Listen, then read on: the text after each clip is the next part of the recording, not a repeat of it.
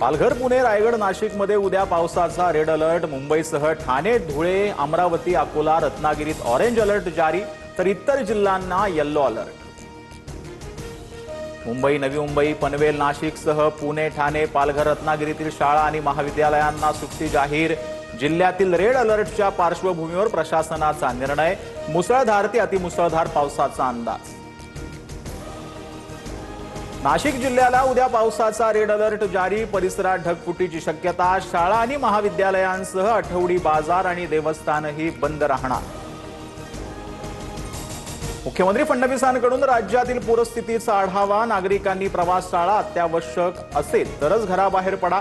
8 जुलैपर्यंत राज्यात पावसाच्या अलर्टच्या पार्श्वभूमीवर फडणवीसांचा आवाहन.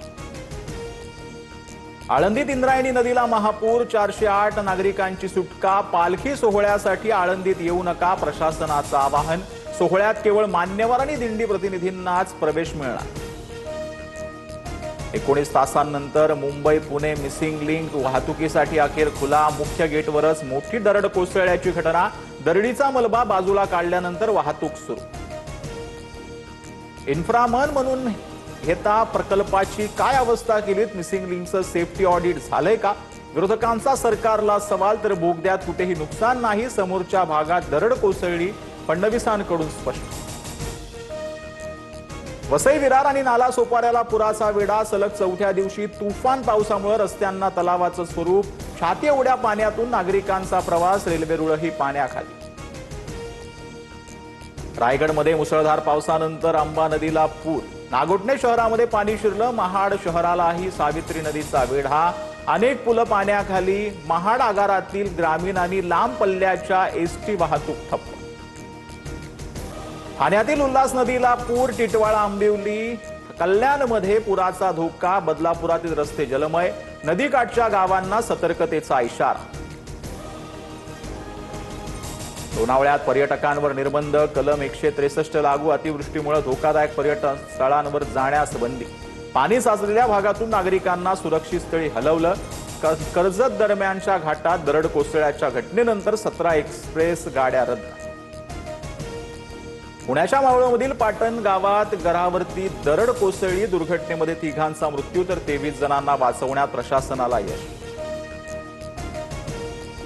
भिवंडीत 13 वर्षीय मुलगा नाल्यात वाहून बेपत्ता. अग्निशामक दलाकडून शोध सुरू. मोहम्मद अन्सारी असं बेपत्ता झालेल्या मुलाचं नाव. भिवंडीत पाण्यात वाहून गेल्याची 3री घटना. अहिल्यानगरमधील स्टेशन रोड परिसरामध्ये विद्युत खांबाला स्पर्श झाल्यानं 4 वर्षीय चिमुरडीचा दुर्दैवी मृत्यू. संततधार पावसामुळे विद्युत खांबात प्रवाह उतरल्याची माहिती. महावितरण विरोधात नागरिकांचा संताप. अयोध्येतील राम मंदिर देणगी गैरव्यवहार आणि दान चोरी प्रकरण. ट्रस्टचे सरचिटणीस चंपतराय आणि अनिल मिश्रा यांचा राजीनामा मंजूर. ट्रस्टच्या बैठकीत दोघांनाही प्रवेश नाकारला.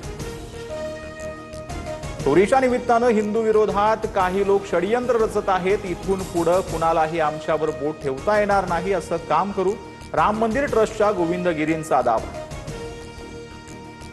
टीसीएस कंपनीतील लैंगिक अत्याचार आणि धर्मांतर प्रकरणी मुख्य संशयित आरोपी निदा खानला जामीन मंजूर. निदा खानसह तौसिफ अत्तरलाही जामीन मिळाला, तर दानिश शेखचा जामीन अर्ज फेटाळला.